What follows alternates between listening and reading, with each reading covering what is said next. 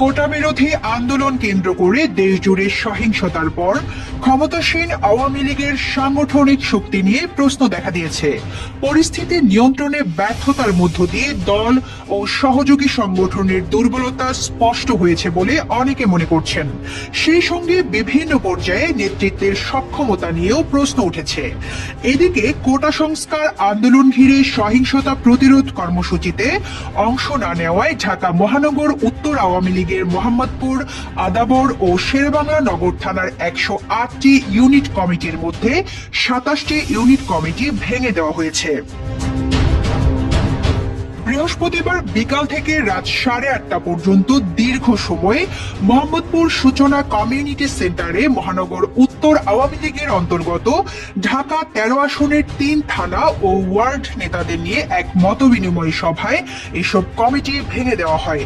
বৈঠক সূত্র এসব তথ্য নিশ্চিত করেছে। সভায় ঢাকা 13 আসনের সংসদ সদস্য ও আওয়ামী লীগের সভাপতি মণ্ডলীর সদস্য জাহাঙ্গীর কবির নানক, উত্তর আওয়ামী লীগের সভাপতি শেখ ফজলুর রহমান, সাংগঠনিক সম্পাদক আজিজুল হক রানা, স্থানীয় কাউন্সিলর, থানা ও ওয়ার্ড আওয়ামী লীগের সভাপতি এবং সাধারণ সম্পাদকরা উপস্থিত ছিলেন। সূত্র জানায়, ঢাকা মহানগর উত্তর আওয়ামী লীগের অন্তর্গত মোহাম্মদপুর, আদাবর ও শেরেবাংলা নগর থানার 27টি ইউনিটের দায়িত্বপ্রাপ্ত সভাপতি, সাধারণ সম্পাদকরা আন্দোলন মোকাবিলায় সরাসরি অংশ নেননি বলে অভিযোগ ওঠে। সেই অভিযোগের পরিপ্রেক্ষিতে এসব ইউনিটের কমিটি ভেঙে ফেলা হয়েছে। অন্যদিকে দুপুরে ঢাকার তেজগাঁওয়ে জেলা আওয়ামী লীগ কার্যালয়ে একটি সমন্বয় সভা করেন দলটির নেতারা। সেই সভার পর কয়েকজন নেতাকে নিয়ে ওই কার্যালয়ের নিজ কক্ষে বসেন আওয়ামী লীগের সাধারণ সম্পাদক ওবায়দুল কাদের।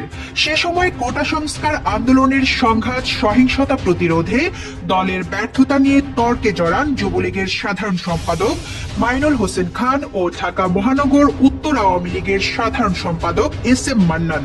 তাদের তর্ক ধাক্কাধাক্কি পর্যন্ত গড়ায়।